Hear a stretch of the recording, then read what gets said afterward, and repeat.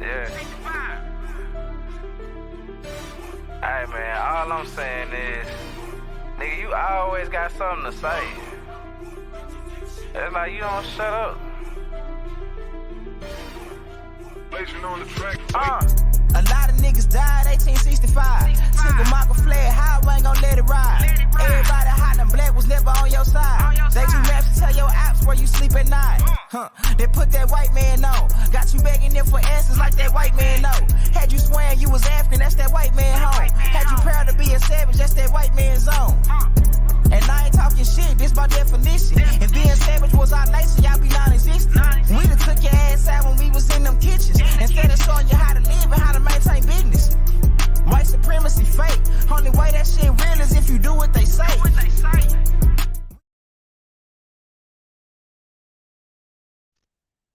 Shout out to everybody in the chat. If you're watching this now, make sure you hit that subscribe button, hit the notification bell. Don't forget to hit the share button, man. Let's get right into this fire ass. Swab baby, swab baby, swab baby.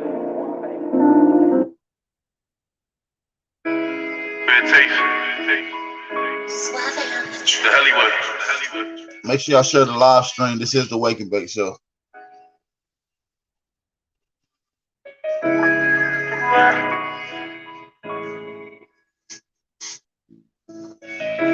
a 4-5 drum, got a 5 in the street. I sold my heart right to the streets and I can't play with that. This shit that I did for the streets, I'm not gonna talk about that. I bought my youngest up in 40, told them play with that. So when them niggas spin the black, how you gonna play with that? Got a 4-5 with a new drum, got a new 5 in the streets. Lay it down on the back blocks that I died in the streets. 4-5 with a new drum, got a new 5 in the streets.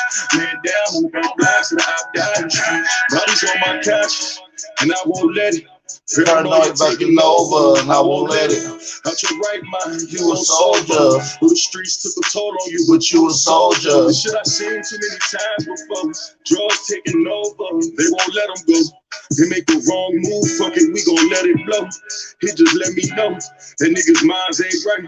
Only killing for protection. My young niggas got obsessions. For that clout, they gon' press him. Consumed by the hate, another snake that's gon' bless him. He's supposed to be your brother, but he's screaming out that slide shit. Got a blood oath with my family, that's my time. Y'all put your faith in me, and now we got it, we gon' all shine. And that's my word to the streets. That's my word to the streets. That's my word to the streets. That's my word to the streets. That's my word, yeah. I sold my heart right to the streets and I can't play with that. This shit that I did for the streets, I'm not gonna talk about that. I bought my youngest up in 40, told them play with that. So when them niggas spin the black, how you gonna play with that? Got a 4-5 with a new drum, got a new 5 in the streets.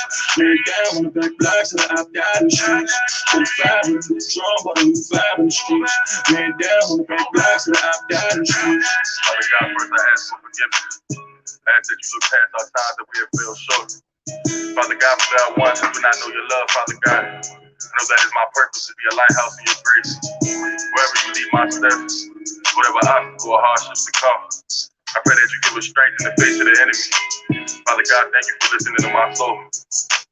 Amen. I sold my heart right to the streets and I can't play with death. After for the streets, I can't talk about that. Told them play with that. So when them niggas spin the black, how you gonna play with that? With a new drum, with a new vibe on the streets. Man down on the back block, I mean I died in the streets.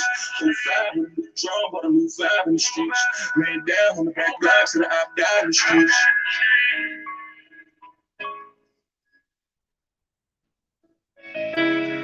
And shout out to everybody in the chat, man. I need everybody to thumb up the video, support the channel, man. Hey, who in the Aboriginal community been coming with the heat like this, man?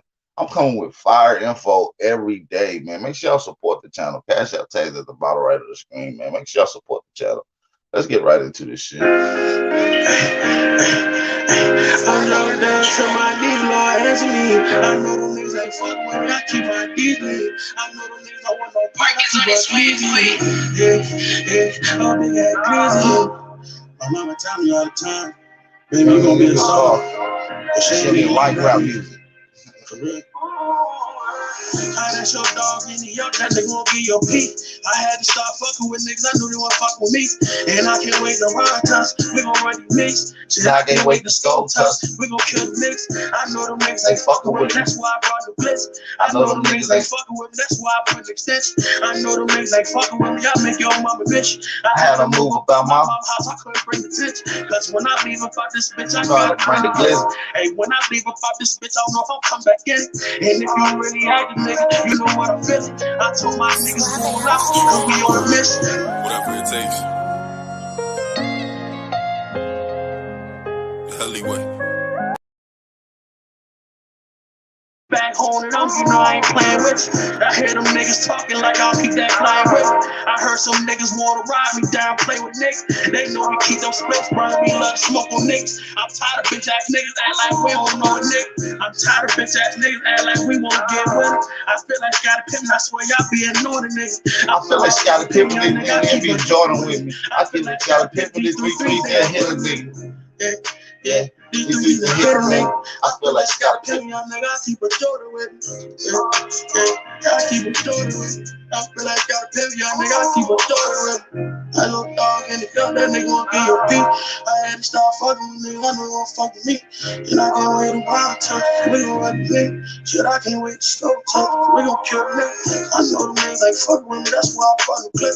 I know them niggas ain't fucking with me, that's why I put an extension. I know them niggas ain't fucking with me, I make your mama bitch. I had to move about my mama house, I couldn't bring attention. Hey. I couldn't bring attention. I had to move about my mama house, I couldn't bring attention. And when I leave about this bitch, I gotta bring clips. And when I leave about this bitch, I'm gonna come back in. For real. Yeah. Make sure y'all support the channel, man. I'm coming with heat every day, man. This is the Wake and Bake Show. Let me know where y'all at and what y'all smoking on this grand ride.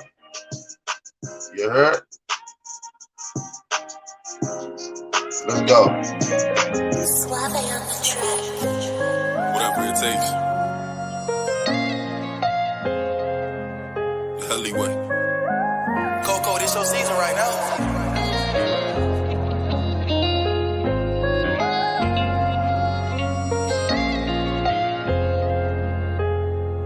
They won't see me.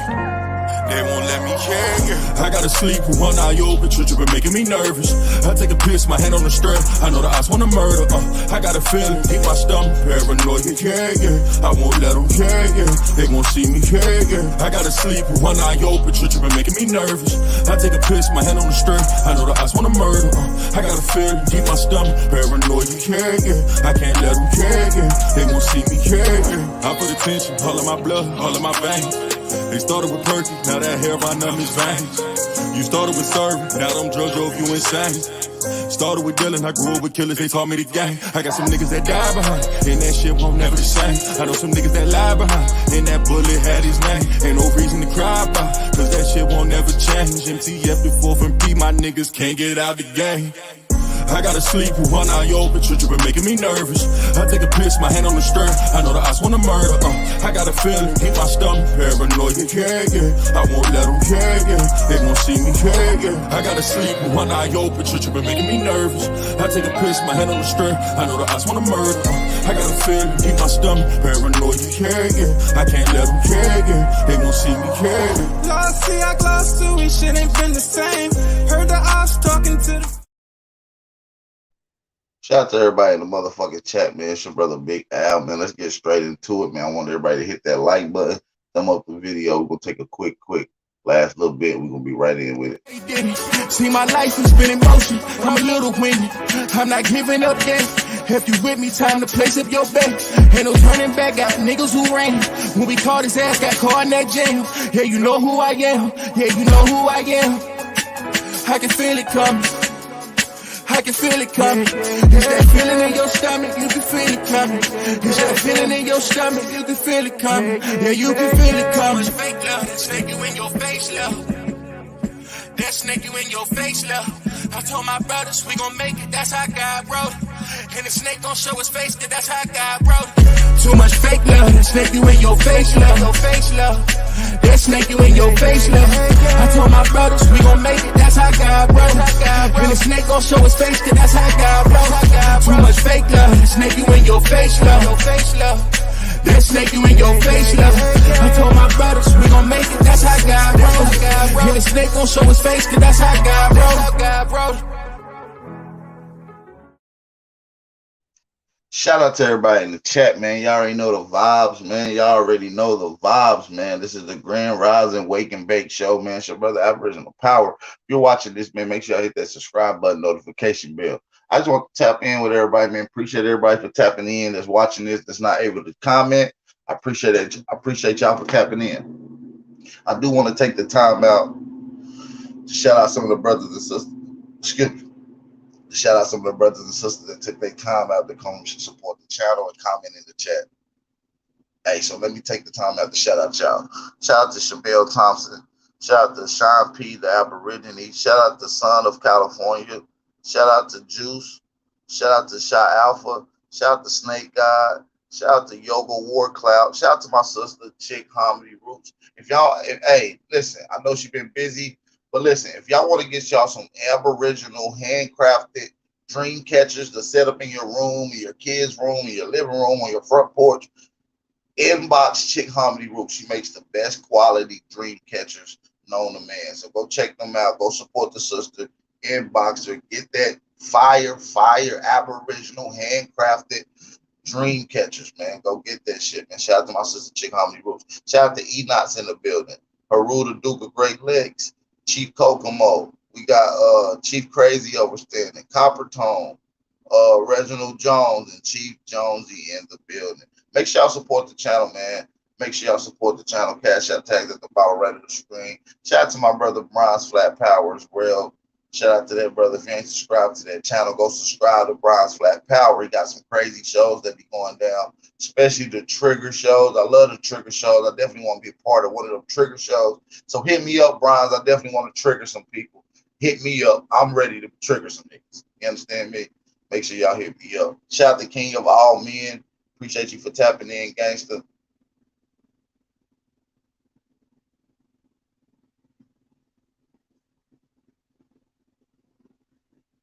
Shout out all y'all. Shout out to Brightmore Deezy in the building too, man. Make sure y'all share the live stream. If y'all can share the live stream, please share it on all your social media outlets. And please support the channel, man. So listen, y'all see the title, man. I'm going to go in on some shit, man. We're going to be going in on the legend of Chief Cornstarch. We'll be going in on the legend of Chief Cornstarch. If y'all not familiar with that, I will be getting into the history of that. Some of y'all might better know Chief Cornstarch as the spirit or the curse that was left in West Virginia. They call it the legend of the Mothman. I'm not for sure if y'all familiar with the legend of the Mothman, but that's also the curse of Chief Cornstarch. Chief Cornstarch was an Aboriginal warrior that went against white settlers on the border between West Virginia and Ohio. He constantly went to war with them. The legend is that Chief Cornstarch was captured. He went to war with the people he's captured. He actually killed 7 people in the midst of the war. He had a knife. They had guns. He was shot 16 times and still managed to kill 7 different people. So he was a warrior at best. And shout out to the legend, Chief Cornstarch and the descendants of.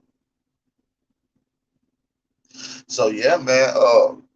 The history of it is deep, man. When you get into some of the history of Chief Cornstarch, you're gonna get into the history of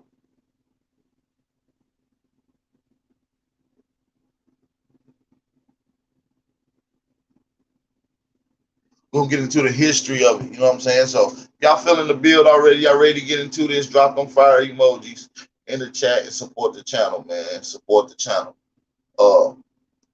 We definitely got to keep up with this information, man. We can't keep on allowing certain people to keep introducing certain history when they don't even have an understanding of the history at hand.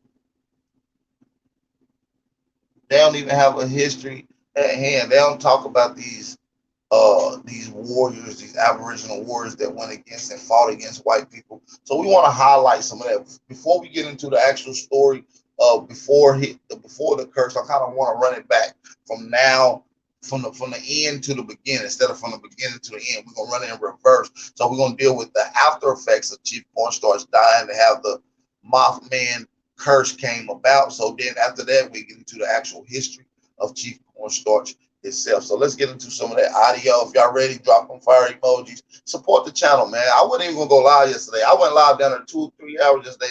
Did nobody even support the channel? I wasn't even gonna go live. So if don't nobody support this motherfucker today, I won't be going live for a minute. You know what I'm saying? I could be doing something else. But shout out to everybody in the chat, man. Let's get this shit cracking. Especially, like I said, when we do these deep dives, we're going to tell a quick, scary ghost story just to get our, energy going, get us into this. And guys, so this is submitted online. This is a first responder ghost story. So a former EMT and firefighter here. One night we got a call to do a wellness check on someone who dialed 911 but didn't respond to the operator. We put up all the addresses and the house looks perfectly quaint. And a little old lady greets us at the door. We asked her if she knew who placed the call, but she told us that she lived alone since her husband died. We barely got back to the station before a call comes in again. Same address as before. So we drive back out, talk to the old lady again, then leave again. And just as we get back to the station, same call, same address, no response. We drive out there again, believing that the old lady must have been confused. But this time when we pulled up into the driveway, the old lady wasn't there at the door to greet us. There was no reply at the door, but it was unlocked. We take a peek inside to find the old lady was on the floor and wasn't breathing.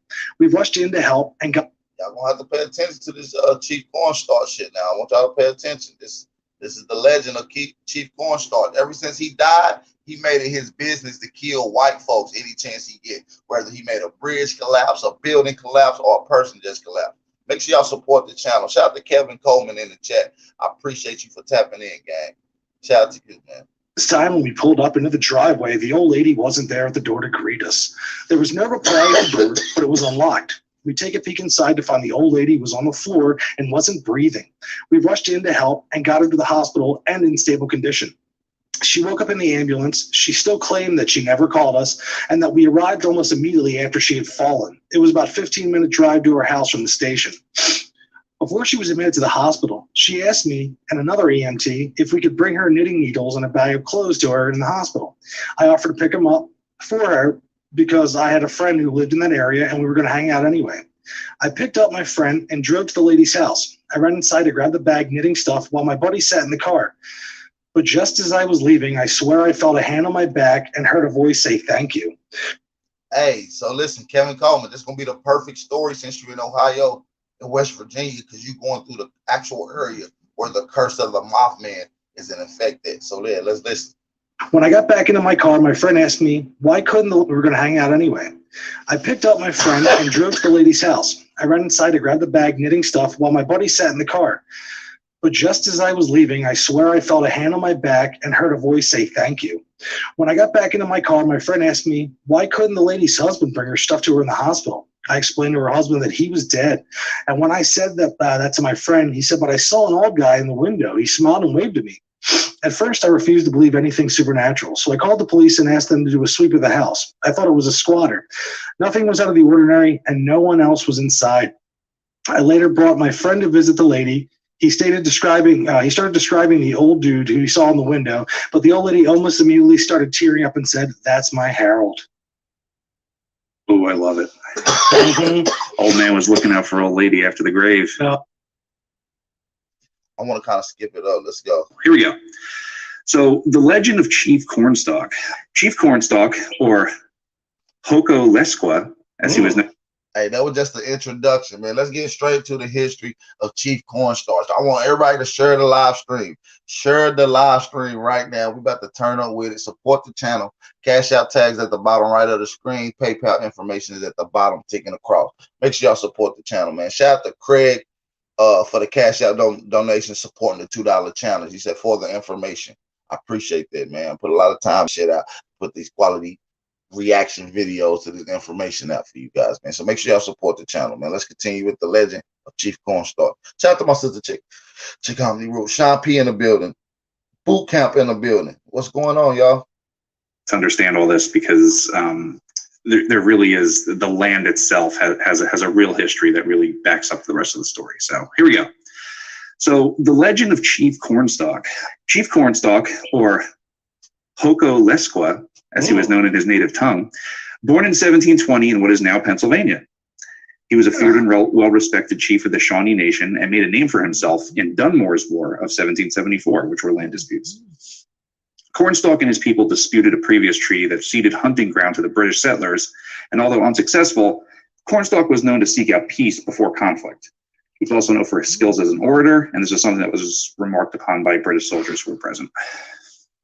So, during the American Revolution, Cornstalk aimed to stay neutral in the conflict and was present at many peace talks. But it kind of went bad for him. Yeah. They kind of took advantage of him, and it's kind of terrible.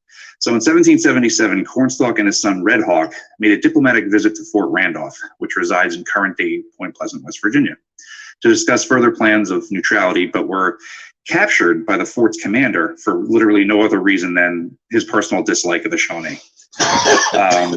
He was held captive there for a short period of time, and on November 10th, while in custody at Fort Randolph, a militiaman who was stationed in the fort was said to have been killed by an unknown group of Native Americans just outside the fort. So sounds fishy. Yeah. So when this his bloody corpse was returned to the fort, the soldiers in the garrison were like enraged.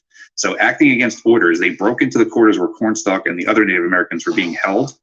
Even though the men had nothing to do with the crime, they decided to execute the prisoners as revenge. So as the soldiers burst through the doorway, Cornstalk rose to meet them. And it was said that he stood facing the soldiers with such bravery that they paused momentarily in their attack. Yeah. But it wasn't enough, though, and the soldiers opened fire with their muskets. Red Hawk, his son, tried to escape up through the chimney, but was pulled back down and slaughtered. And as for Cornstalk, he was shot 8 times before he fell to the floor. And this is musket fire, so if you know anything about guns, that's... See, now let's get into that. Let's get back into that. Let's break this down a little bit. Cornstalk and the other Native Americans were being held. Even though the men had nothing to do with the crime, they decided to execute the prisoners as revenge. Now, who usually get locked up for something that they didn't do in America still? Niggas do. So this was, listen, I'm gonna prove to you that this was a nigga getting locked up by the same honkies for nothing. Same shit they do as today. Lock a nigga up for nothing. And my nigga was pissed off with it. So when they came in there to try to execute them illegally, you know what I mean? Out, not even with justice, that's on some hating ass racist shit. My nigga Chief Cornstarch got right up on his ass. You see what happened? He stood up. They don't even tell you that he stabbed them niggas. Fuck 4, 5 of them up. And his son did try to get away. They did do his son pretty bad. They actually get into more gruesome details and other description information about that. But let's continue, man. So as the soldiers burst through the doorway, Cornstalk rose to meet them. And it was said that he stood facing the soldiers with such bravery. Look, Chief Cornstarch was like 6'5", though. You know what I'm saying? You got to realize these little bitty ass Europeans coming in there. And then they really don't even know what he looked like. So when they come in the room, the nigga stood straight up, like on some Shaq shit. Big swole nigga. You feel what I'm saying? Of course they gonna start shooting. You nigga, police shoot your ass now. In a car. Nigga, you ain't even gotta stand up. They'll shoot the shit out of your ass. They did the same thing they did to some of these brothers that died unarmed by police. The same thing happened to Chief Cornstalk. Nothing's new under the sun. You understand me? That they paused momentarily. The other Native Americans were being held. Even though the men had nothing to do with the crime, they decided to execute the prisoners as revenge. So as the soldiers burst through the doorway, Cornstalk rose to meet them. And it was said that he stood facing the soldiers with such bravery that they paused momentarily in their attack. Yeah. But it wasn't enough, though, and the soldiers opened fire with their muskets.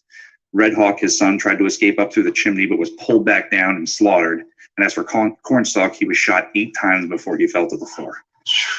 And this is musket fire, so if you know anything about guns, that's wow. Yeah. So as he lay dying in the smoke-filled... It's like getting hit with a Desert Eagle 4 times, 5 times, man. It's like he got hit with a Desert Eagle 5 times. You know how big a fucking musket is? It's like putting one of them little golf balls. You ever seen them little jawbreaker candies? You know, see them little round jawbreakers? Like putting one of them bitches in a gun. You feel what I'm saying? They got hit with something like that. Musket. He was said to have pronounced his now legendary curse. The stories say that he looked upon his assassin and spoke. Wow. Yeah. So as he lay dying in the smoke-filled room, he was said to have pronounced his now legendary curse. The stories say that he looked upon his assassin and spoke to them and said, "I was the border man's friend. Many times I have saved him and his people from harm. I never warred with you, but only to protect our wigwams and lands. I refuse to join your pale-faced enemies with the red coats. I came to the fort as your friend, and you murdered me. He said, I refuse to deal with your pale-faced enemies. Like, as if he's talking to somebody that's not pale-faced. Listen to this. That let you know that some of these Britain people wasn't even white. Listen to what he said, man. I was the border man's friend. Many times I have saved him and his people from harm. I never warred with you, but only to protect our wigwams and lands. I refuse to join your pale-faced enemies with the red coats. I came to the fort. Pale-faced enemies with the red coat. It's like he's speaking in third person as if he's not talking to another pale-face. That's weird. Stories say that he looked upon his assassin and spoke to them and said, I was the border man's friend. Many times I have saved him and his people from harm. I never warred with you, but only to protect our wigwams and lands. I refuse to join your pale-faced enemies with the red coats. I came to the fort as your friend, and you murdered me. You have murdered by my side my young son. For this, may the curse of the Great Spirit rest upon this land. May it be blighted by nature. May it be blighted in its hopes. May the strength of its peoples be paralyzed by the stain of our blood. So he speaks these words, and so says the legend. And listen, this is what you get them old curses, like the roots. You ever heard of a nigga put a root on me? Nigga gotta really mean that shit from the soul. When you really put that shit on a nigga from your soul, that shit gonna stick like glue. And obviously he really felt some type of way because he protected these honkies. He helped them when some of his other tribesmen want to get busy on him. He was the mediator. And then they gonna snatch him up and do that. The red coach was Moors, absolutely. We're gonna get into that. You see what I'm saying? He felt some type of way. So after they came and tried to get busy on him, like, bitch, I'm gonna curse y'all. I'm about to put a root on all you honkies in this motherfucker. And he died. The bodies were then my young son. For this, may the curse of the Great Spirit rest upon this land. May it be blighted by nature. May it be blighted in its hopes. May the strength of its peoples be paralyzed by the stain of our blood. So he speaks these words, and so says the legend, and he died. The bodies were then taken and dumped into the Kanawha River. Sorry about the pronunciation. I don't live around there. But Cornstalk's corpse was buried near the fort on Point Pleasant, overlooking the junction of the Kanawha and Ohio rivers. Here he remained for many years, but he would not rest in peace. Nope. And what's crazy is I actually went to this particular area that they're talking about, which is a river that connects that you can travel from West Virginia to Ohio from. It's literally the gap in between that river is. And so I've actually rode through that particular area, and a lot of people are very scared of the Mothman curse in the West Virginia, Eastern Ohio border. Sir, I mean, just a couple things that going back over this stuff. It was dense. It was dense info. So go ahead. Yeah, well, a couple things. Like, all right, so like I tend to do. I always like to go to residual hauntings first, and like the idea of him. He was known as a leader of his people. He was known to be able to rally his people in a way that their passion and everything, their full belief was with him. October 10th, 1774. It was at this very location, over 230 years ago, that a fierce battle ensued between Virginia militiamen and a conjoined force of Native American tribes, led by a great Shawnee warrior known as Chief Cornstalk. Aboriginal nation. You know what I'm saying? He was with the Algonquin. You know what I'm saying? Let's get that correct. All right. Cornstalk, a man feared by many, led over 500 men into battle in what many historians argue as the first conflict of the American Revolution. Cornstalk was the king. He was the king of the Shawnee Nation and the affiliated tribes. He was the main man. He was the king. They say he was the king of the tribes. Well, Cornstalk was a very famous Shawnee leader, and he had a number of other family members who lived in southern Ohio. But of course, he's chiefly known as the military leader in the unfortunate Battle of Point Pleasant. Cornstalk, I think, is viewed more as a legendary character instead of a hero. in the Indian world, we don't like to call, pinpoint them as heroes. It's kind of hard label to put on them because they were just trying to survive. He was concerned with social issues and the welfare of the community, but he was pressured by his warriors into taking a leadership role at the Battle of Point Pleasant.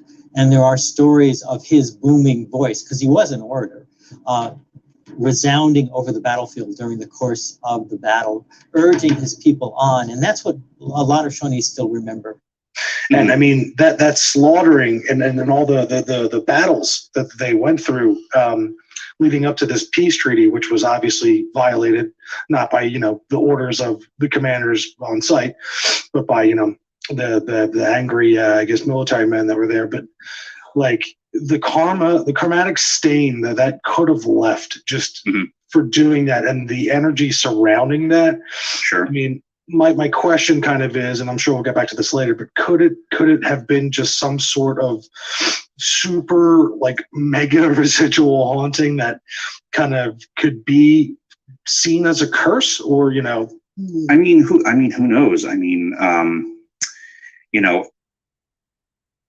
hit that like button, y'all. There's never been any haunting, quote unquote, activity, like classic haunting activity associated with the whole Mothman case, but there's definitely something of quality when you start speaking about, something imprinting on the land, because if you go, from what I understand, from the Native American side, being a prisoner of war and being a peacemaker is like a very sacred state. So him being slaughtered in that sacred state to them is like a very supercharged state. So that in itself seems to be okay, well, he was there under a white flag of truce. He was just there to do his business, and they just murdered him and his son. So just that from, if we look at that from what we know or seem to know about residual hauntings, that seems to be almost oh my God. And then you have this happen at the confluence of two rivers. That whole water moving, moving water. There's books and books have been written on flowing water in the paranormal, and then on top of that, then you have the Native American beliefs on top of that. So you have all these things coming together, and then there's the legend of him actually mouthing a curse at these people. So it's oh my God. Well, real quick, go into that too. One of my favorite things is, y'all hear everything loud and clear? If so, drop them fire emojis in the chat. If you can hear everything loud and clear, drop them fire emojis in the chat, man. We just now getting through a quarter of the video or the audio that I got lined up, man. We got a lot lined up for you guys. So let me know if y'all can hear everything loud and clear before I even move on. And if y'all enjoying the video, support the channel. Hit the Cash App, man. Cash App tags at the bottom right of the screen. If you're not following me on Instagram, that's at the bottom right of the screen too, man. Big_Aboriginal_power, man. Let's get it. To discuss Native American hauntings and the burial ground and everything, just because the traditions of the people, And we talked about it on one of the listener stories you brought up about the spirit of land or of place, spirit of place. Oh, the genus Lope. Hey, I want everybody to support the channel, man. I'm coming with heat every day, man. Y'all want some more heat this week? Support the channel. Yeah, that was a Roman belief. Yeah, well, I mean, who's to say totems and things like that don't lend themselves, you know what I mean? Lend themselves to that kind of thing. And I just think the energy of the people and the power that actually, generates of long lineage of being in a place, and then that uprooting of trust and tradition. You know what I mean? People so connected to the land through so many thousands of years, just being completely I mean, what words do you have? Bad karma, bad juju, whatever it is. They did it all that day. They they broke the fucking bar right there. Right.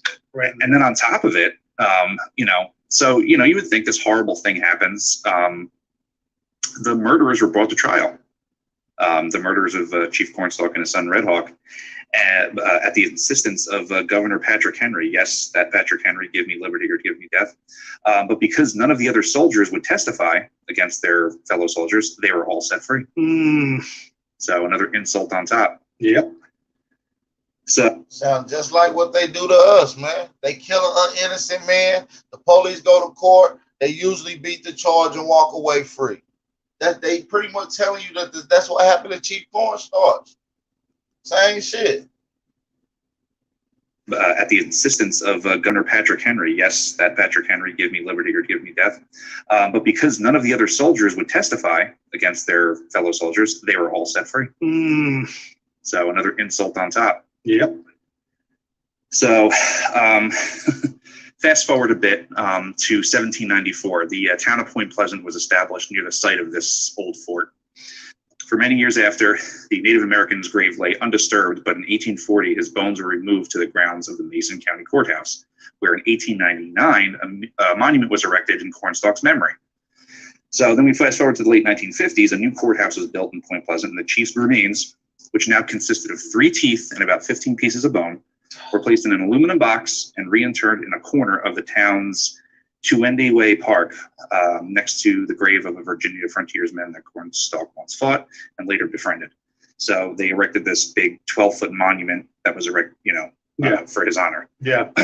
So it continues. Listen, they had an old fort in the 1700s. So it ain't like they just built the fort. The fort had been there. The people in the 1700s was calling the Shawnee Indians and Chief Cornstalk's tribe the fort an old fort. That means it was old then. How old was it? Yeah. So they built this monument, and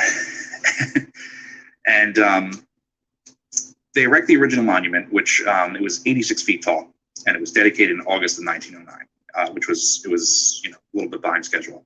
So originally, the dedication ceremony had been set for July 22nd, but on the night before the event, the clear sky just suddenly overhead erupted with lightning and struck the upper part of the crane that was supposed to mount the monument into place, and the machine was damaged, and it took nearly a month for them to repair it. So the monument finally gets dedicated and stood for years until July 4th.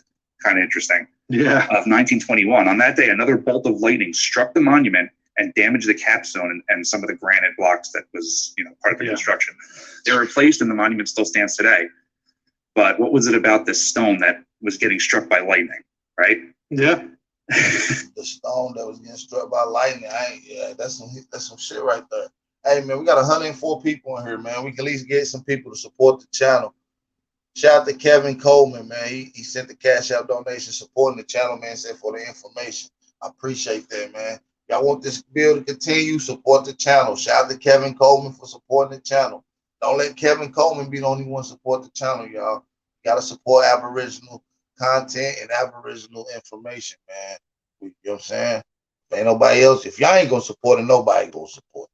We the most hated in the community, man. Shout out to everybody in the chat, man. Let's get it. Night before the event, the clear sky just suddenly overhead erupted with lightning and struck the upper part of the crane that was supposed to mount the monument into place, and the machine was damaged, and it took nearly a month for them to repair it. So the monument finally gets dedicated and stood for years until July 4th. Kind of interesting. Yeah. Of 1921. On that day, another bolt of lightning struck the monument and damaged the capstone and some of the granite block. Damn, that's some shit right there. I'm telling y'all, man, this some shit, man. Hey, drop them fire emojis in the chat. Share the live stream.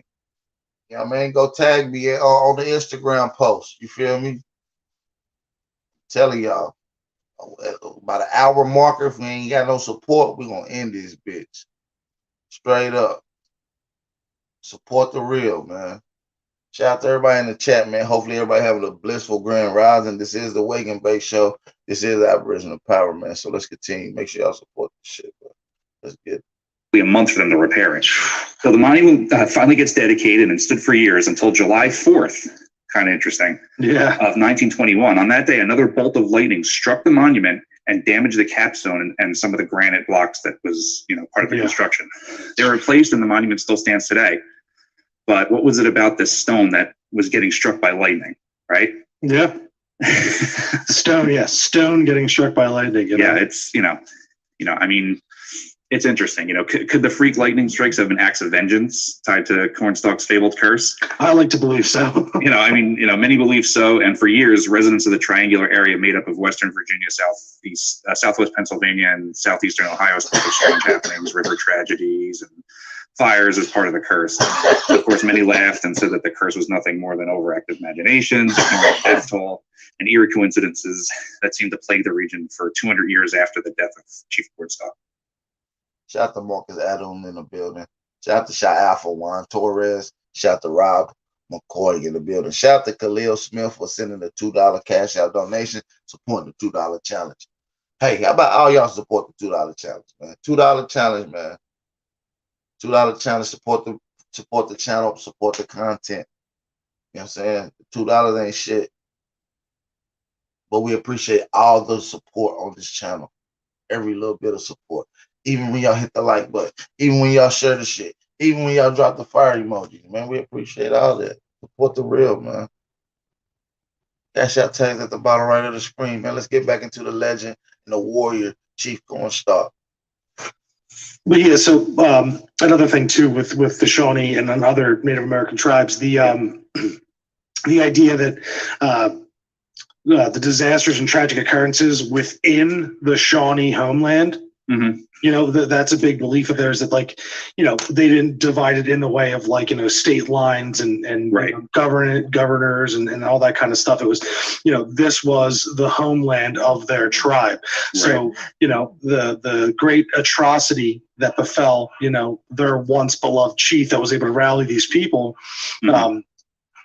You know, it just, with all these tragedies and stuff within this homeland, is it just like a stain, an energy stain, or some kind of just, you know, crazy coincidence that this would happen there, you know?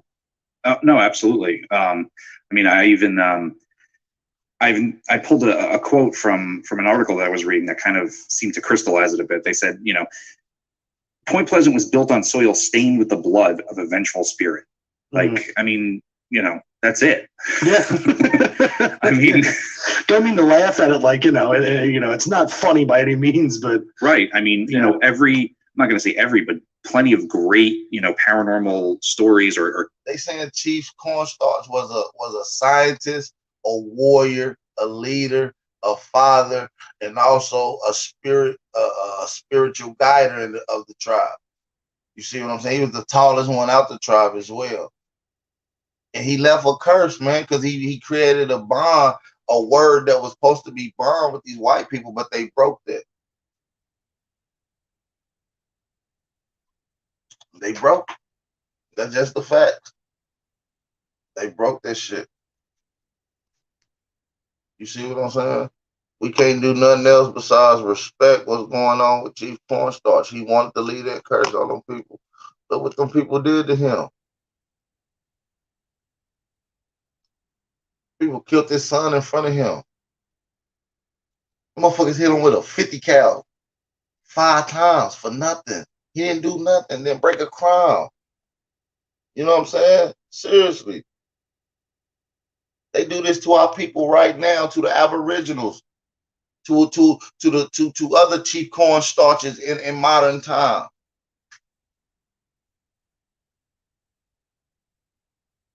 What else? Cornstalk, man. Cornstalk is the hull, is what protects the actual corn itself. Support the channel, man. Cash out tags at the bottom right of the screen. Make sure y'all share the live stream. Support the channel, man. Shout out to the brother Robert. He said, for keep dropping the knowledge. I appreciate that, man. He sent the cash out donation supporting the channel, saying for keep dropping the knowledge, man. We appreciate that. We appreciate all the support. Make sure y'all support the channel too, man. Don't let Robert be the only one support the channel, man. Real Aboriginals, you know what I'm saying, gonna respect the real, man. Shout out to everybody in the chat, man. Make sure y'all share the live stream and hit them like buttons, man. Run on them likes. Let's get back to the legend of Chief Cornstalk. Tragic cases, it's like, oh, and it was also built on Native American burial grounds. Yeah. Well, of course it was. Yeah. It's like, and you know what? You guys fucking deserve it. Yeah, you fucking do. Sorry. You know, like, yeah, no, it's, you know, it's out of control. And you know, one of the things too that I was thinking, so you got to get into the descriptions of them. But if you're just looking at the image, they gonna whitewash it. When you get into the description of Chief Cornstarch, he's gonna be described as a Negro, and they actually have authentic pictures in the Smithsonian and National Archives of him with an afro.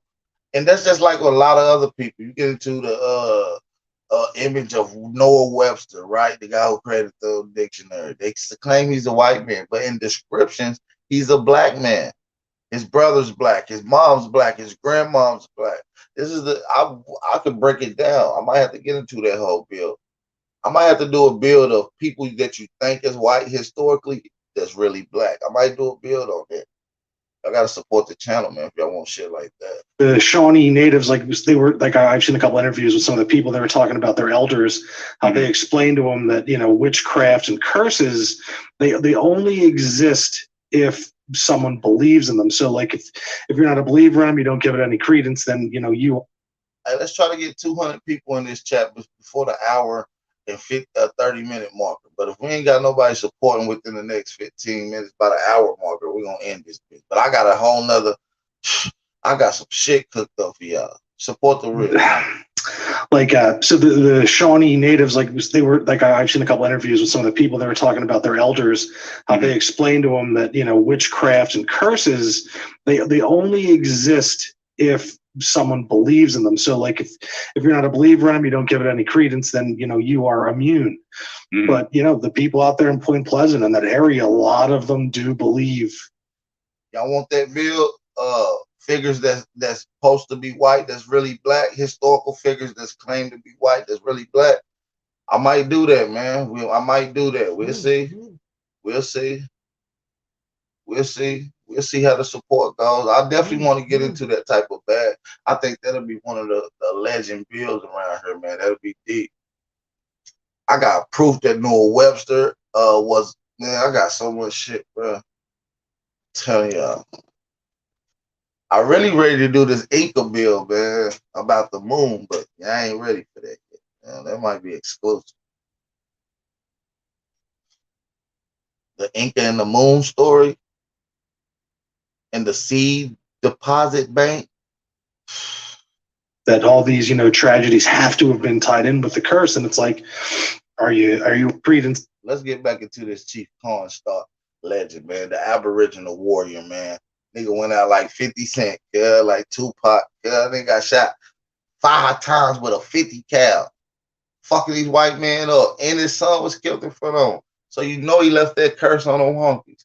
Then, you know, you are immune. But, you know, the people out there in Point Pleasant in that area, a lot of them do believe that all these, you know, tragedies have to have been tied in with the curse. And it's like, are you inviting that in, you know, just because of your belief?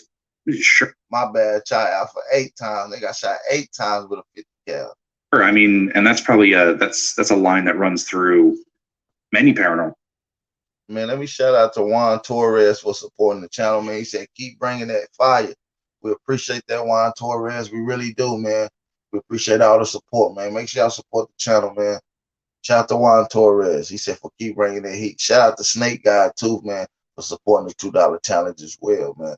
Shout out to Snake God, man. We appreciate all the support.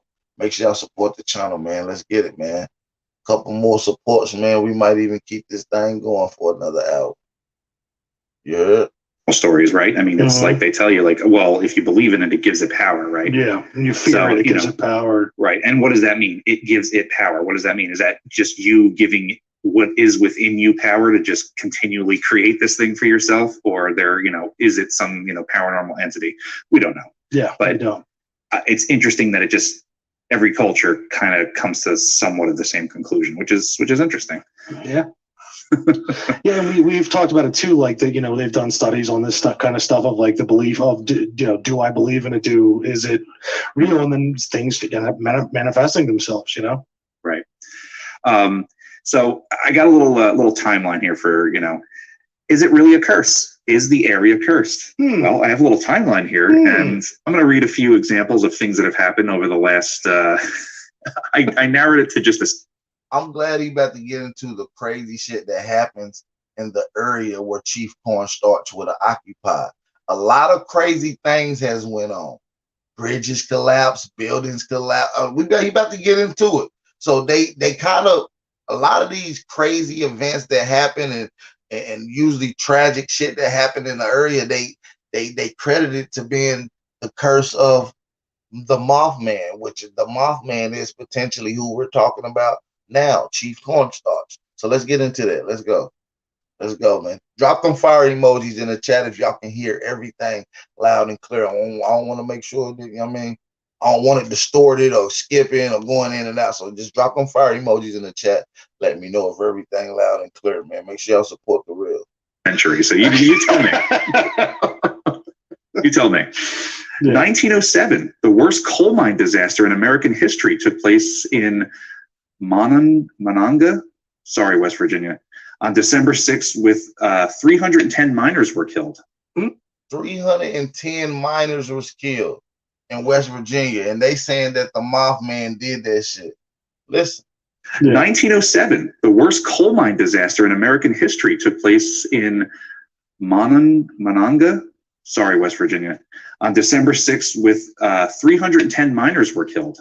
1944. In June of this year, 150 people were killed when a tornado ripped through the tri-state triangular area, which includes Point Pleasant. Yeah. Wow. That's okay. All right. All right. I'm going to include this in the timeline, but we will come back to this obviously if you know the story. 1967, the devastating Sulphur Bridge disaster sent 46 people hurtling to their death into the Ohio. 46 people died in the bridge disaster. Through the tri-state triangular area, which includes Point Pleasant. Yeah. Wow. That's okay. All right. All right. I'm going to include this in the time. Yes, it was a haunting. It was a haunting about Mothman. They got a whole movie on it, man. It's called The Mothman. Shout out to Mike for the Cash App donation, man. We appreciate all the support. Shout out to the brother Mike. He said feathers up for feathers up. That's right. Feathers up on your head as a crown. Tribe up, wise up, rise up. Shout out to my brother Wanak. He said tribe up, wise up, rise up. You understand me? So shout out to them, man. Shout out to everybody in the chat. Make sure y'all support the channel. Hashtag that shit, man. Shout out to my brother Mike once again for supporting the channel, man. Don't let Mike be the only one support the channel, man. Let's get it. Let's get back to the legend of Chief Cornstalk. 1944. In June of this year, 150 people were killed when a tornado ripped through the tri-state triangular area, which includes. Whoa, y'all heard that? West Virginia. On December. Look at what Mothman doing. He done killed 300 people in a coal mine. Let's add up the numbers, y'all. They killed one of him. Let's see how many he get down on. He killed 316 people in a cave mine. He killed 46 people on a bridge. How many people have he killed so far? Come on, let me know that number. Let's get to the rest of them. 6 with 310 miners were killed. 1944. In June of this year, 150 people were killed when a tornado ripped through the tri-state triangular area, which includes Point Pleasant. Yeah. Wow. That's okay. All right. All right.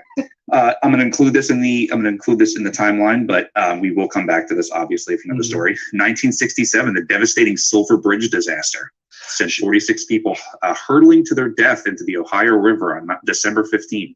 Surely that's it. Surely that's it. Yeah, we're not going to come back to the Sulphur Bridge at all. Obviously, and just as a footnote here, many have also connected this tragedy to the eerie sightings of the Mothman, strange lights in the sky, and odd paranormal happenings. That might turn into a podcast, folks. Yeah. I don't know.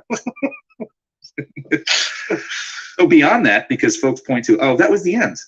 The Sulphur Bridge incident was the end. That was it. How about the next year? 1968, a Piedmont Airlines plane crashed in August near the Kanawha Airport, killing 35 people. So at this very point, my nigga Chief Cornstalk done got down on 504 honkies. 504 white people was killed within these little short time frames. All right, now listen, we're gonna keep adding them up, y'all. Keep adding them. So beyond that, because folks point to, that was the end. The Sulphur Bridge incident was the end. That was it. How about the next year? 1968, a Piedmont Airlines plane crashed in August near the Kanawha Airport, killing 35 people on board. 1970. No. On November 14th, a Southern Airways DC-10 crashed into a mountain range near Huntington, West Virginia, killing 75 people on board. Was there a stone statue on board that could have been targeted? What? Damn, Chief Cornstarch is not fucking around, y'all. Let's run that back a little bit. This nigga not bullshit. So beyond that, hashtag long live Chief Cornstarch, man. We gotta have that spirit, like, bruh. You know what I'm saying? Hey, nigga gotta have that spirit like Chief Cornstarch, man. You know what I'm saying? Because folks point to, oh, that was the end. The Silver Bridge incident was the end. That was it. How about the next year? 1968, a Piedmont Airlines plane crashed in August near the Kanawha Airport, killing 35 people on board. 1970. No. On November 14th, a Southern Airways DC-10 crashed into a mountain range near Huntington, West Virginia, killing 75 people on board. Was there a stone statue on board that could have been targeted more than once? Obviously. Yeah. 1976, in March of that year, the town of Point Pleasant was rocked in the middle of the night by an explosion at the Mason County Jail. Okay? Housed in the jail was a woman named Harriet Sisk, who had been arrested for the murder of her infant daughter. On March 2nd, her husband came to the jail with a suitcase full of explosives to kill himself and his wife and to destroy the building. Most of the Sisks were killed, along with 3 law enforcement officers. Shit. Damn, Chief Cornstarch got these people doing all that. He the GOAT, man. He the GOAT. He the GOAT. I don't know what spirit he put on them. He put a rut. That nigga put a rut on him, Lil Hoodoo. You know what I mean? Been arrested for the murder of her infant. Hey, make sure y'all hit that like button, man. Y'all want this shit to go on. We almost at the hour marker, man. Make sure y'all support the channel. Y'all want this to hit for another, you know what I mean? Hit that like button. You know what I mean? Share the live. Support the channel. Let's get it, y'all. Daughter. On March 2nd, her husband came to the jail with a suitcase full of explosives to kill himself and his wife and to destroy the building. Most of the Sisks were killed, along with 3 law enforcement officers. Shit. Big deal. Yeah, no shit, you know? Jesus Christ. 1978. In January, a freight train derailed at Point Pleasant and dumped thousands of gallons of toxic chemicals. The chemicals contaminated the town's water supply, and the wells had to be abandoned. Also in 1978. Are we done? This is the last one.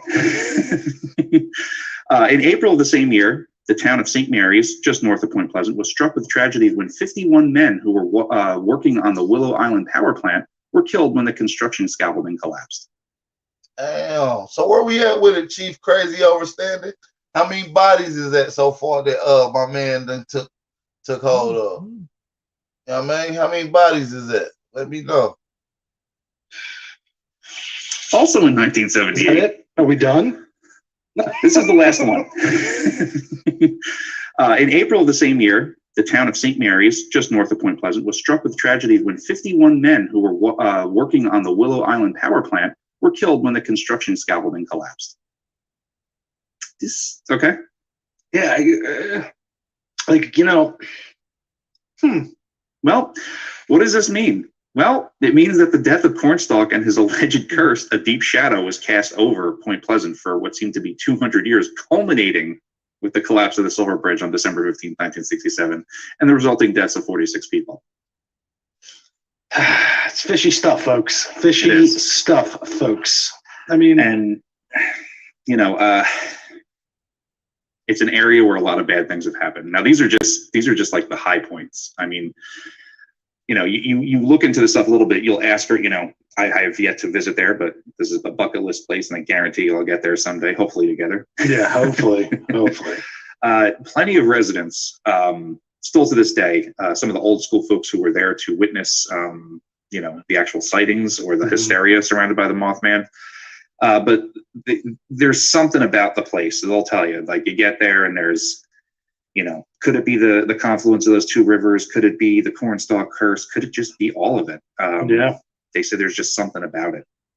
Well, yeah, I mean, like, like, okay, so like obviously the town has like a fanfare with like, they latch on to, promote the myth and everything of the Mothman, which we'll get into the actual creature eventually. But it's like, there's something different about Point Pleasant and the Mothman story that resonates with me. That's different from them, like an Area 51 or like, what's it called, Nevada. Area 51. Well, what's the Roswell? town? Roswell, New Mexico. I'm sorry, Roswell, New Mexico, and the. What does they mean about it? It is a little spookier though, man. I ain't gonna lie. Shout out to William Wilson for the Cash App donation, and shout out to Matthew for the $2 Cash App donation. I appreciate you. I appreciate them brothers for supporting the $2 challenge, man. I appreciate that, man. Shout out to y'all, man. Y'all support the channel, man. The $2 challenge still in effect. Shout out to William Wilson and Matthew for supporting the challenge, man. Make sure y'all support the challenge, support the channel. Maybe we're gonna continue with the legend of Chief Cornstalk. How many of y'all even knew about him? You ever knew about Chief Cornstalk? Ever knew about the legend of the Mothman? Ever heard about that? I just want to get y'all feedback. Mothman story that resonates with me. That's different from them, like promote the myth and everything of the Mothman, which we'll get into the actual creature eventually. But it's like, there's something different about Point Pleasant and the Mothman story that resonates with me. That's different from them, like an Area 51 or like, what's it called, Nevada. Area 51. Well, what's the Roswell? town? Roswell, New Mexico. I'm sorry, Roswell, New Mexico, and the landings. It's like there wasn't tragedies around it. Like Point Pleasant in that area is had so many tragedies, and like there's still like a fanfare from like the locals. Like, hey, oh yeah, and it's let's be honest, it's it's a small town in West Virginia. They're like, all right, we got a monster, we got to monetize now. Yeah. They have the Mothman Festival every year. They have the museum. I mean, it looks like a blast. Like I want to go one. You're fucking takes off and we'll film from there eventually. We're just doing it anyway. Yeah, we'll just do it, hopefully we'll just do it anyway. But yeah, no, like and just like the history of cornstalk too, that like might lead this, like like they were saying, the dark shadow cast by a vengeful spirit. The type of battle. So like he did eventually befriend the frontiersmen and a lot of those people that just betrayed him, but the warfare that went on, like let's say the whites, the pale faces, we'll call them, they they fought with the muskets, and then when when that they couldn't reload them fast enough. Once those were done, once the gunpowder cleared, you're in there hand to hand, and you better bet your ass that the Native Americans and the Shawnee were well versed in all kinds of clubs, spears, knives, hatchets, tomahawks, all those kind of things. Just think less of the Mohicans. Yeah. And thinking, what's crazy is it's funny the movie never even mentions Chief Cornstalk. It doesn't mention him in the movie Mothman. You know what I'm saying? It doesn't. So this is just let you know they be hiding little shit about your history and Aboriginal history in these little movies and little sci-fi shit. It be really based on real history and curses and real shit about real people that lived in your area. You feel what I'm saying? Like real talk, bro. Hey, let's continue, man. Share the live stream, man. Of that emotion that's like cast on a place, like you're not fighting at a distance, and especially you're banking on your firepower, and then just this massive emotion and kind of hatred, sure, coming from the opposition who are just like, you've been blowing us away doing this kind of shit. Now it's like, all right, here's what we got. Here's our power, our togetherness, our energy, our collective. The spirit of us. You have to almost think that that's in the ground. That's in the area. It has to be. Yeah, no, it's those emotions and definitely all that blood definitely seeped into that land. Yeah. Yeah, and where do you even like, where do you even put?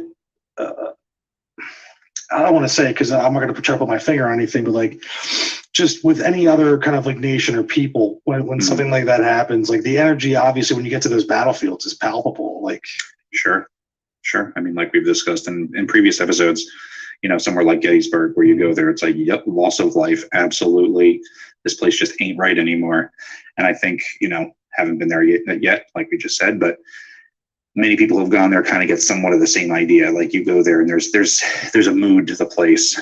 And it's absolutely palpable. Yeah. And like, let's not even call it paranormal. Let's just call it, yeah, you said like this place ain't right anymore, like. Right. Like, I mean, by definition, it would still be paranormal, but, you don't even have to try to classify it. You can just go there and, you don't need to go there with your K2 meter, PKE meters, whatever. Yeah. Any of them, your LMD. Yeah, there he is. I'm not repping any Ghostbuster shirt tonight. I just showed my Ghostbuster shirt because a rare occurrence. I'm not wearing a Ghostbusters t-shirt. Although you did have a Ghostbuster shirt on last week, and I did. So we're just crossing the streams. Yeah. Perfect. Yeah, but so like, okay, so that curse that he taught, that he apparently uttered with his last words. When I was watching, like, I didn't really see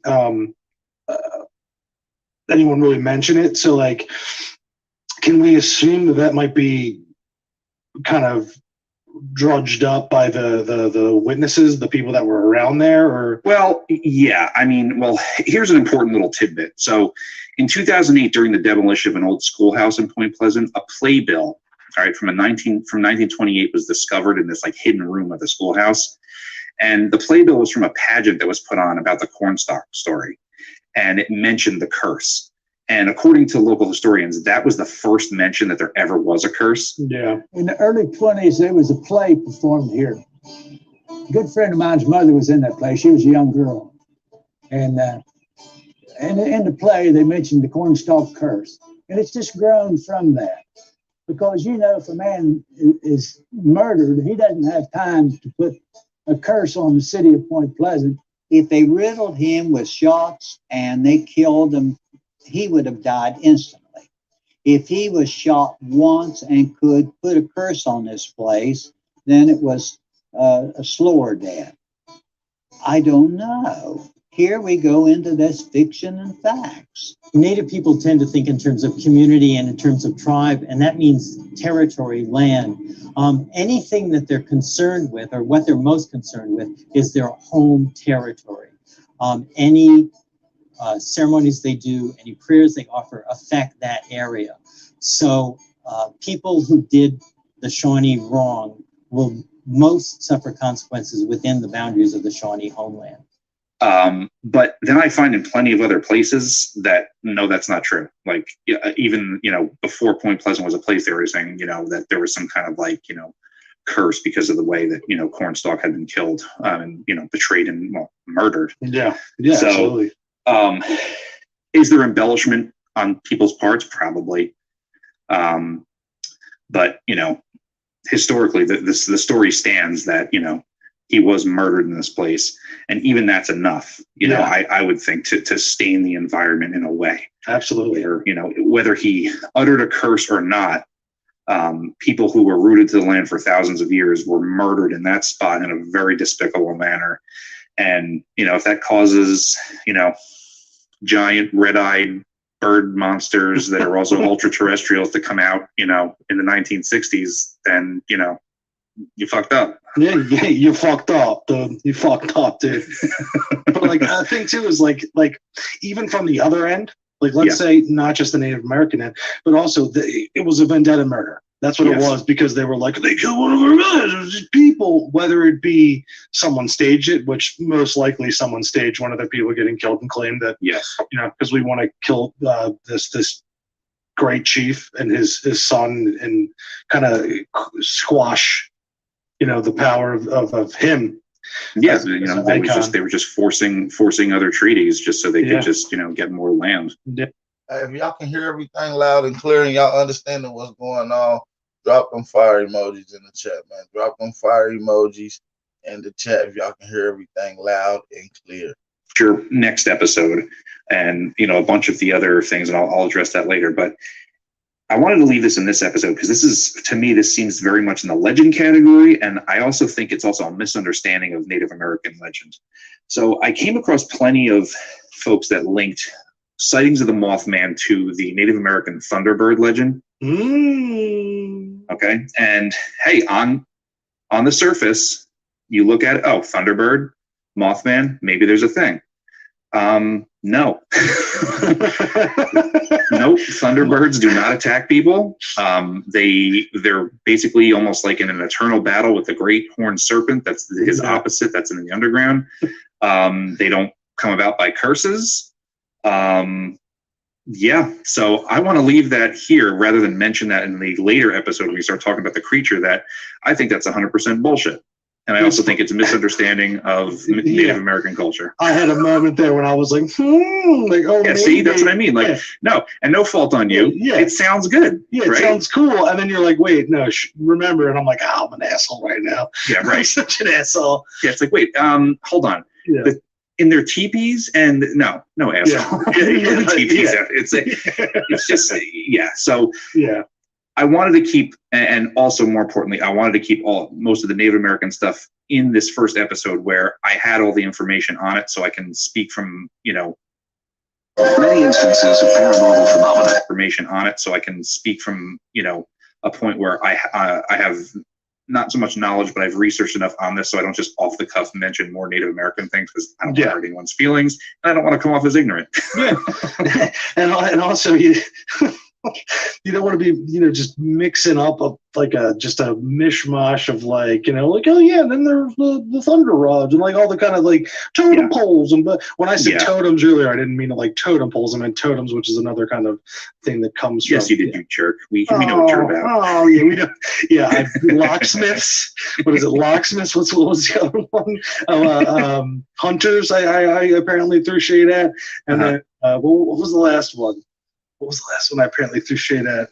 I don't know. I'll have to come up with a list, and we'll just throw them at you one episode. Yeah, and you just hit me with them, and I'm gonna have to dodge them and come up with different ways to, take my shade away. That'll be your, New Year's resolution for next year. Take the shade away. I mean, hashtag take the shade away T-shirt for me. Yeah, exactly. Hashtag Ken take the shade away. Oh my god. You fuck. I have respect for all professions. If you're a professional and you're good at your career, I mean, I don't, but you seem to have a problem with almost everybody. Oh, fuck you, dude.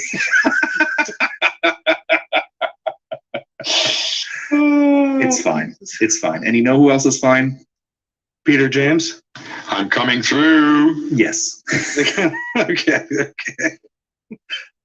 So, that's what I've got for Chief Cornstalk. I mean, it's a great. Hey man, I'm gonna end this video right here, man. But listen, before I end this, I do want to give y'all a sneak peek.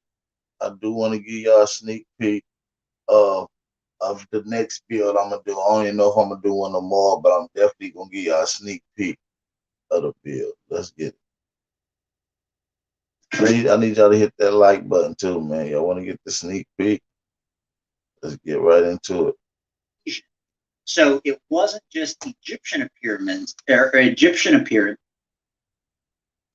Is it too quintessential of an explorer name? Because some skeptics believe this man never even existed. Oh, interesting. So, hold on, let me skip it back. My bad.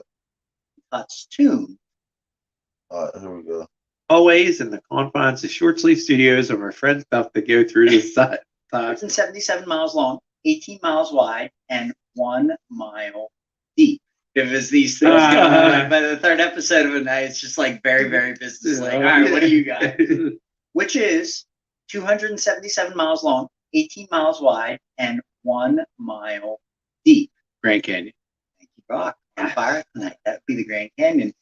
So, suck it, Jay. My episode tonight is called Egyptians of the Grand Canyon? ? So this is an idea that at least one explorer inadvertently unearthed what amounted to a cultural treasure trove, not unlike King Tut's tomb. But instead of doing that over in Africa or the Middle East, he did that right here in the United States. So the story is filled with twists, turns, and a few skeptics mixed in. So I'll try to give you all both sides the best I can, and then you all can decide what you think. So the Grand Canyon is an enormous feature, and officially it was carved over a period of 5 to 6 million years by the Colorado River. Does anybody remember the episode of the Flintstones where they travel there and it's just like a little trickle? Yeah. I always remember that from a kid. It was a good one. All right, so our case is going to kick off in 1909. So a geologist / explorer of the Smithsonian Institution named G.E. Kincaid. So G period, E period, Kincaid. Kind of going back to the Kelly Hopkinsville thing. That is such an explorer name, isn't it? Yeah, like I mean, like that's like that's like a Yeah. quintessential Yeah. explorer name. And some might ask, is it too quintessential of an explorer name? Because some skeptics believe this man never even existed. Oh, interesting. So officially, the story goes that he was initially exploring the Marble Canyon region of the Grand Canyon alone in a hard-sided boat. And it was actually named the Marble Canyon region because even though the Grand Canyon is primarily millions of years worth of sedimentary rock, this particular branch looked a lot like marble walls.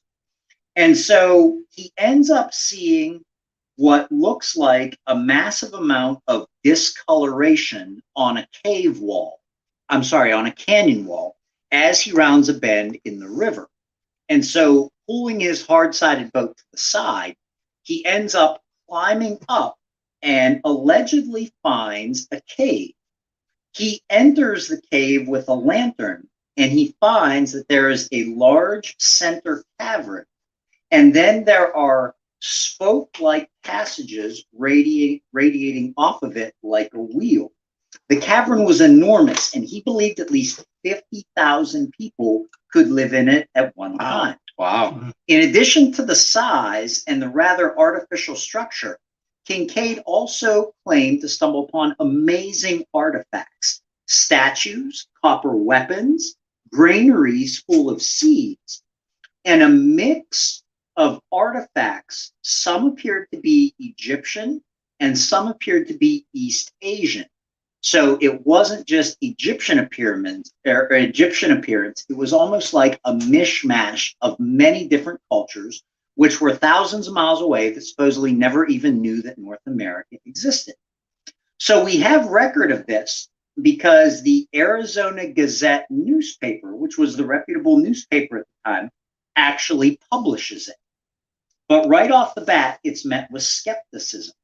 The Smithsonian claimed to have no record of a G.E. Kincaid, nor any record of an S.A. Jordan, who was supposedly a supervisor that returned with Kincaid and 35 to 40 men to actually further inspect the cave. And other artifacts were allegedly found. Curiously, there is only one additional mention of Kincaid, and that is once again in the Arizona Gazette a few days later as a follow-up. And so some allege that this was basically just a story that was created, because you guys probably know, even back then, reputable newspapers sometimes had a reputation for. I was going to say, especially at that time, like we think 1909, like, you know, you think that's kind of modern day. That's still almost Wild West in that area. Yeah. Like that's the gold rush and stuff was 50 years earlier. Like that's still pretty, you know, wild area. So there's lots of cases of reports of strange things that, you know, skeptics will point out, well, that was just the writer of that newspaper, right, telling a story to drum up circulation, get people to buy it.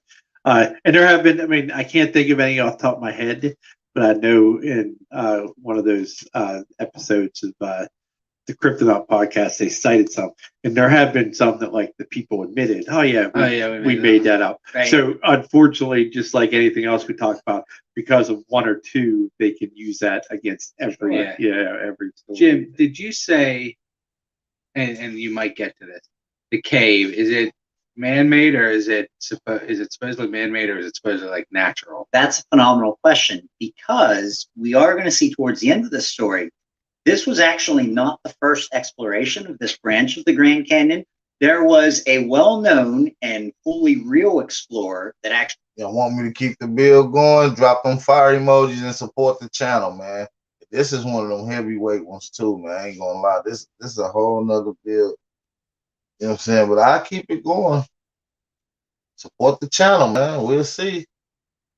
Yeah, man. We went through the same area and found what he described as artificial cut rock caves in this area. But that's a great question. But to your earlier point, Jay, it also reminds me of 1897 or so. There was the Great Airship Mystery all across the Southwest United States. And interestingly, it just predated the Aurora, Texas UFO crash. And so some skeptics have blown off all those sightings and said, well, that was just basically newspapers trying to drum up publication. So it's become a convenient catch-all. And so if you go ahead and you Google G.E. Kincaid today or this expedition, most sites will just basically say it was just made up and the Smithsonian refuted the whole thing. However, some people that believe in a conspiracy believe that the Smithsonian actually covered this up. And it was a real expedition, and they simply wiped the names and they made the artifacts that Kincaid himself said he shipped to the Smithsonian. They made those conveniently disappear. And what's interesting is there have been times the Smithsonian has been caught in the past covering things up. There have always been allegations that they made hundreds of giant skeletons disappear. As a matter of fact, they did. Giants and hundreds of giant skeletons found in Indian mounds, right? And just to add on to that, that was the first time that the Smithsonian had ever documented anything. The Smithsonian's credited work and establishment was built off the back of Indian mounds. Made the artifacts that Kincaid himself said he shipped to the Smithsonian. They made those conveniently disappear. And what's interesting is there have been times the Smithsonian has been caught in the past covering things up. There have always been allegations that they made hundreds of giant skeletons disappear.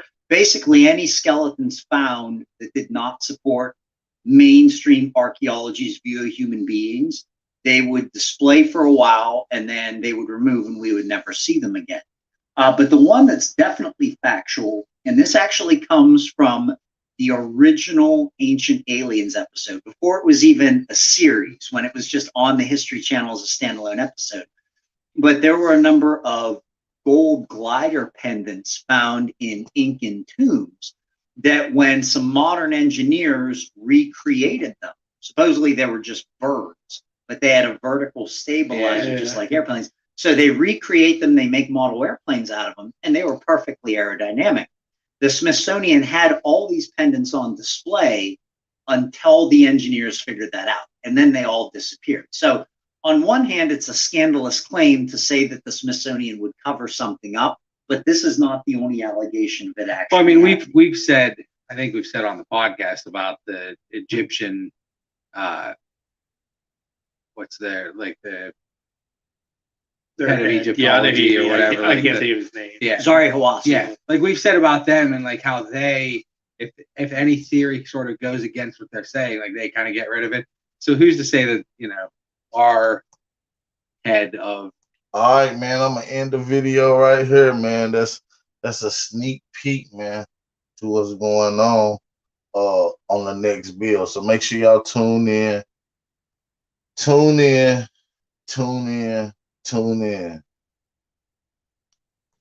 Fuck it, I'll keep it going, man. Even though anybody's hit the like button, support the channel or tag me. Let's continue, man. Support the channel, man. Cash out tags on the screen, man. We're gonna keep going for the culture. You know what I mean? For the culture. Exactly. Of our Exactly. antiquities would be, the Smithsonian, they do the same thing. Absolutely. So, speaking of the Hopi, there is a lot of Native American lore around this particular area of the Grand Canyon.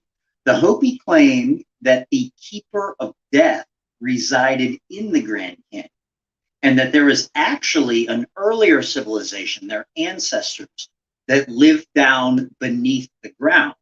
But at some point in the dark past, there was a conflict between the group, and the Hopi called this the one heart versus the two heart. And so some of them left and actually came up to the surface. Or I believe that Anasazi have similar stories about the ant people that lived under the ground. So back to Kincaid. Some claim that he was not actually in the canyon for a geological expedition.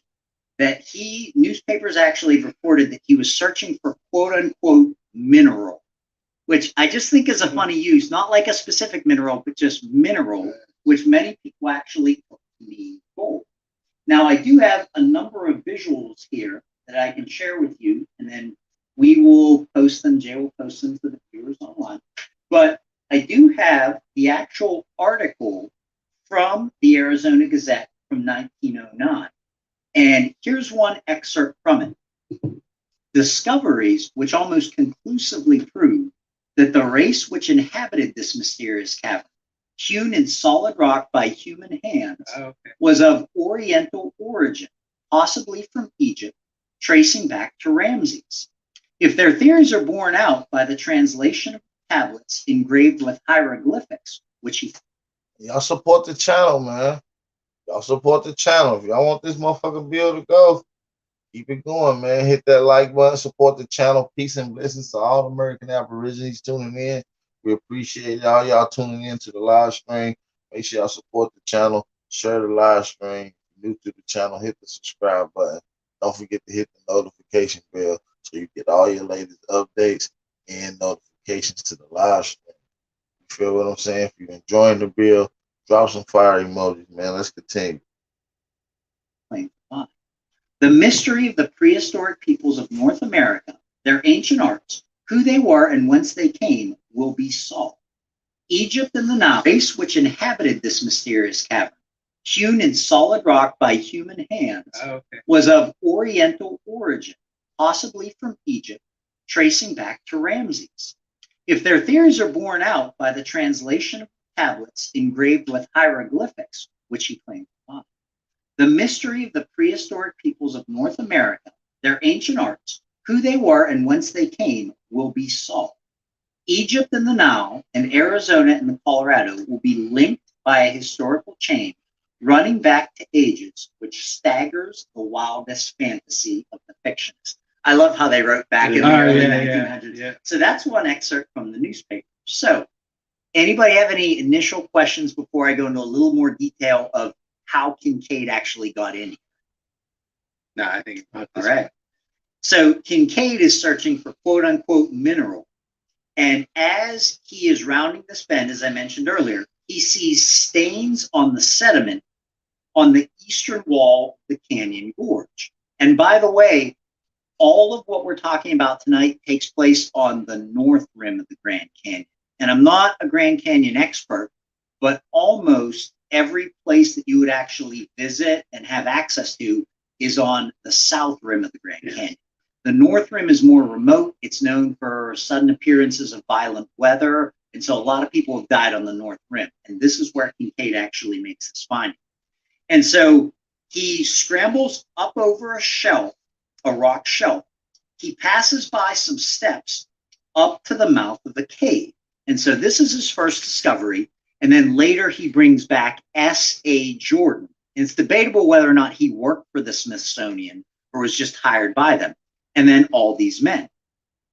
And so the actual location is in Marble Canyon, which is a deep river gorge. It was named this by Major John Wesley Powell back in 1869. he wrote about cliffs of marble and a great number of caves. So we're going to see tonight, we have at least 3 explorers that have talked about this area.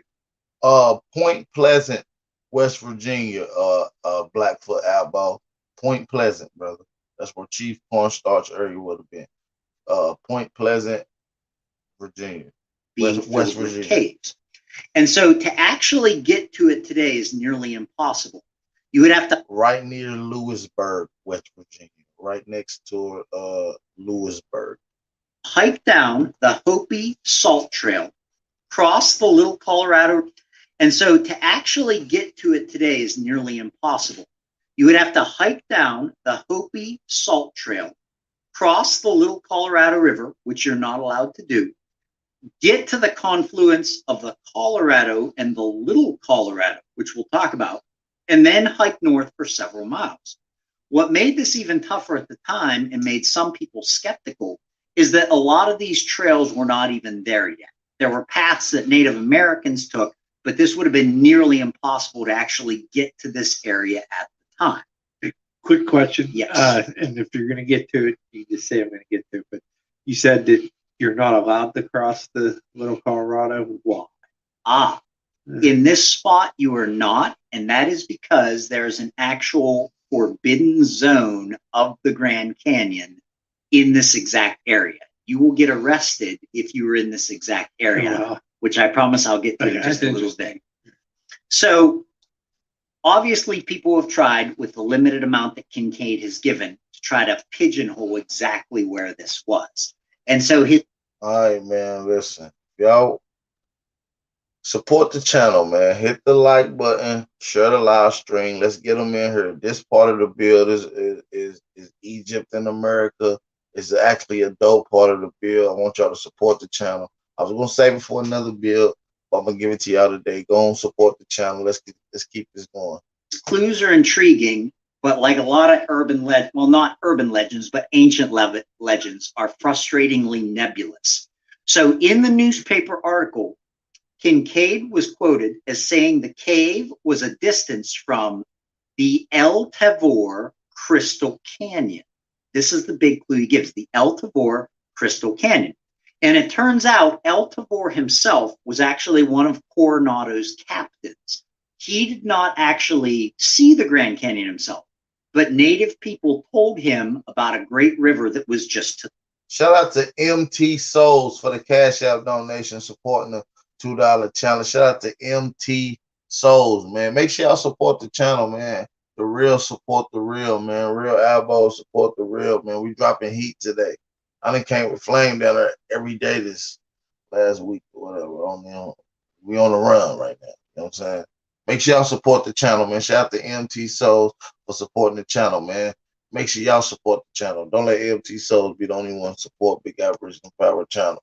This is the Wake and Bake Show. Let me know where y'all at, what y'all smoking on out there. Hit that like button, man. Let's continue with the fire live stream. This is Egypt and America conversation. Let's go. The North. He then sends another captain, Captain Cardenas, and he is officially the first non-Native American to see the Grand Canyon. But El Tavor also actually meant a hotel on the south rim of the canyon that was built between 1903 and 1905. So some people have asked, was he just calling the whole canyon that?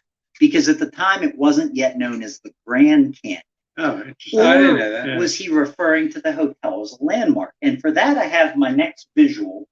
And so I am going to reference a number of sites tonight. One of the best ones, Jay, for alien stuff, have you ever gone to Bibliotheca Pleiades? Yeah. Rock, you have to? Yeah. That I don't know who all makes it. I think it's a compilation of writers, but if you just want objective, well-researched articles, anytime I'm linked to something there, I'm like, that's just absolutely phenomenal. So you guys can check out this map now, and then we'll share this for viewers. So this is about where the hotel would have been on the south rim of the canyon. Here you all see Crystal Creek. And so people who have looked at this carefully today said, from this vantage point of the hotel, you can actually see into Crystal Creek. So they think that if this account is real, this is the ballpark area where this special cave was actually located. So he claimed it was 42 miles upriver from El Tabor Crystal Canyon.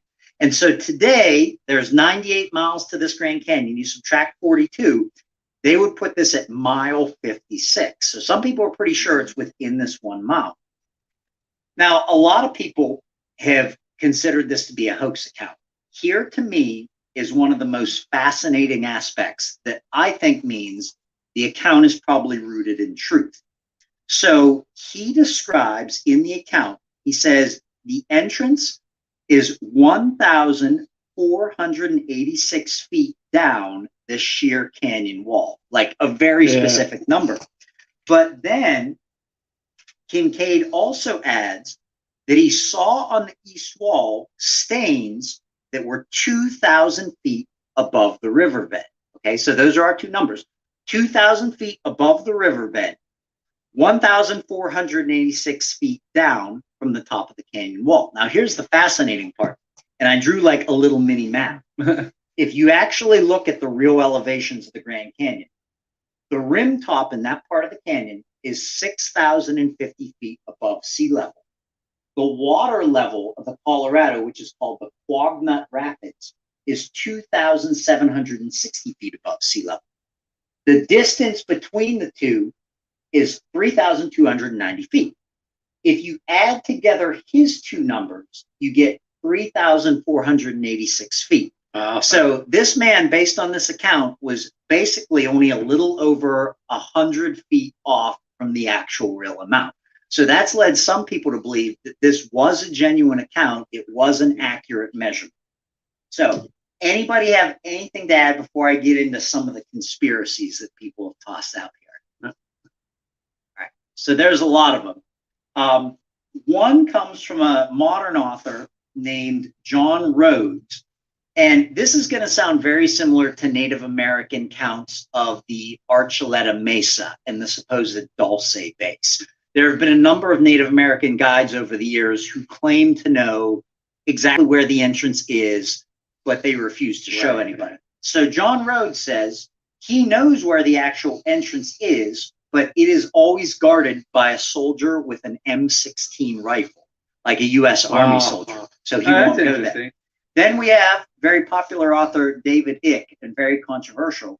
And he, in his book, The Biggest Secret from 1999, has connected this cave to reptilian overlords, which also ties into a lot of the Native American mythology. And he's a very polarizing figure because some people who are even believers in these caves then get frustrated with an allegation like that from Icke because they think he's taking a story that has some archaeological validity and makes it then sound totally outlandish if you don't believe in the lizard people. As a aside, have you ever tried to read anything by David Icke? You know, funny thing, as popular as he is, I don't think I actually have one of his books. I tried to read one of his books, and like, I mean, the best way to describe it is like in the book, there would be times where he'd be like, and people think I'm crazy, but this is why I'm not crazy. Like he wrote that in the book. Right. Like that to me is a sign that you're crazy. Right. Like yeah. That sounds similar to David Wilcox. Like you just lay out your case and you don't have to like it is they are the hardest. Like I got like 30 pages into it. Never read it. You can tell with some of those authors, they are so used to being attacked that even when they're writing from a defensive position. But it makes it tough to read, and as you said, it makes it seem less credible. So here are some of the other theories, and I've already touched on these, and these are fairly reasonable if you want to take a skeptical approach. Conspiracy 3, I simply call the mineral. So Kincaid was not there for altruistic purposes. He was basically just looking for gold. Interestingly, in 1908, Teddy Roosevelt makes it illegal to mine gold in the Grand Canyon by declaring the area around it a national forest. So some people think this was intentionally done to actually stop the gold mining. Theory 4, Kincaid and Jordan were real, but as we mentioned, the Smithsonian deleted their identities. Very similar to Bob Lazar. It turned out, you know, they got caught basically deleting his college records, deleting the fact he worked at Los Alamos, S4, etc. So this does happen. Or theory 5, the Arizona Gazette simply fabricated the story to increase newspaper sales. So those are the basic conspiracies. Are you guys leaning any one way or the other before I add a new layer of evidence that might make it look more credible? I think it's very interesting. My thing is there any sort of like reasoning or explanation as to how or why they got there? There is, but for that, we will turn to a second location in Illinois, and I'll do that right at the end. That's a great question. And let's be honest, like the newspaper made it up. Very well could be the case, but that's no fun. Yeah. Like, I mean, yeah, like I don't want, like, I mean, yeah, case solved, we're done. Like, I mean, that doesn't make it interesting. I kind of lean towards the mineral idea, but we talk about it all the time. The sci-fi horror reader in me fan is it wasn't gold, it was something else. Yeah. Like going back to David Icke and the reptilian overlords. They found this cave that leads to like an alien base or whatever. I'm just saying, like, I kind of lead, like, my mind wants to go there. Well, I mean, if the Kincaid was looking for gold and he found gold, why would he come up with this story of finding Egyptian artifacts? And almost as like, I would think if you're looking for gold and you find gold, you either want people to know so that you can then get a mine, like an operation in there to dig it out, or you want to tell a story where there was nothing there, I didn't see anything, and then that way you can come back later. You know what I mean? Like, why come up with this weird story of these artifacts that you're finding? That's excellent. So for our listeners at home, if you're still somewhat skeptical, let me add a new layer to it that might make think just a little bit. So I'm going to return to this map, and you guys might not have noticed it, but check out some of the names of the rock formations that are very, very close to Crystal Creek. I've written a number of them down, and you'll notice that most of them have quite an Egyptian flair. So we have all of the following in the relative vicinity of Crystal Creek in the Grand Canyon.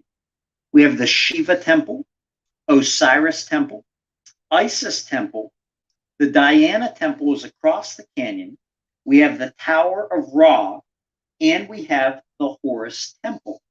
And so I can show you just some of these. So for starters, here you can see a visual showing just how steep the cliff walls are here. So you can not only see how inaccessible this cave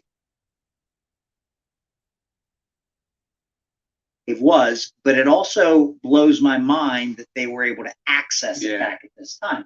But here are some of the visuals. This is the Isis Temple, and you see this rock outcrop left on top. That is named the Cheops Pyramid, just like the Cheops Pyramid on the... All right, I'm going to end the live stream right here, man. Make sure y'all support the channel, man. I appreciate y'all for tuning in. I will do a part 2 to this and add on another little bit of more information into this. So make sure y'all tune in for that next episode, man. Egypt and America, man. It's going to be one of them fire bills. Make sure y'all support the channel. Hey, support the channel, support the channel, support the channel, man. I appreciate everybody for tuning in. Shout out to the real, man. Peace, love, and light, and blessings to all the American Aborigines that tuned in to support the channel. I appreciate all the support. Hey, and I love dropping these fire bills, man. Nobody's dropping this heat, man. Hey, if y'all want me to talk about or bring some particular type of story or information to the table, leave it in the comment section at the end of the video. Get into the comment box. Let's get it cracking, man. Let's talk about what y'all might want to get into. Shout out to Dawu Amaru in the building. Appreciate bro for tapping in. So yeah, man, appreciate everybody for tapping in. T1 Production. Big Dog Philly OG, what's going on? Be Just Real. You already know. I am going to be dropping the music real soon, man. Shout out to everybody that support the music. Shout out to my brother Hellyway. Make sure y'all go follow him on Instagram, YouTube, all streaming platforms and all that good shit. Shout out to Chief Jonesy, man. How y'all feeling in the chat? Before I get out here, I want to chop it up with y'all. I'm gonna chop it up with y'all for a little second, man. What y'all got going on? Y'all enjoy the bill today? What y'all got going on today? Hopefully I got something productive going. You heard?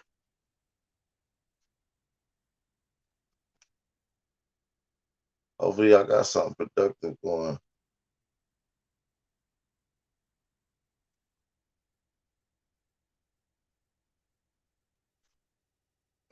So what's up with it?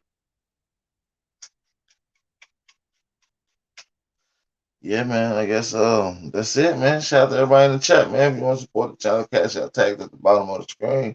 Taking across, it's on the right of the screen. If you ain't following me on Instagram, that's at the bottom right of the screen by the Grizzly Bears Grill.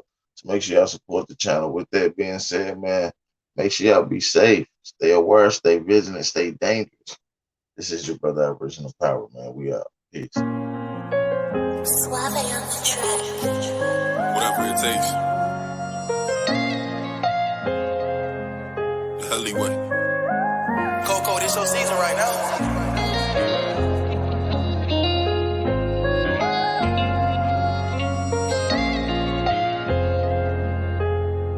They won't see me. They won't let me care. I gotta sleep with one eye open, tripping, making me nervous. I take a piss, my hand on the strap. I know the eyes wanna murder. I got a feeling in my stomach, paranoid, yeah. I won't let them care. They won't see me care. I gotta sleep with one eye open, tripping, making me nervous. I take a piss, my hand on the strap. I know the eyes wanna murder. I got a feeling in my stomach, paranoid, yeah. I can't let them care. They won't see me care. I put attention, all in my blood, all in my veins. They started with perky, now that hair by numb is veins. You started with serving, now them drugs drove you insane. Started with dealing, I grew up with killers, they taught me the game. I got some niggas that die behind, and that shit won't never the same. I know some niggas that lie behind, and that bullet had his name. Ain't no reason to cry about, cause that shit won't never change. MTF the 4th and P, my niggas can't get out the game. I gotta sleep with one eye open, tripping, making me nervous. I take a piss, my hand on the strap. I know the eyes wanna murder. I got a feeling in my stomach, paranoid, yeah. I won't let them care. They won't see me care. I gotta sleep with one eye open, tripping, making me nervous. I take a piss, my hand on the strap. I know the eyes wanna murder. I got a feeling in my stomach, paranoid, yeah. I can't let them care. They won't see me care. Lost, see, I glossed too. We shit ain't been the same.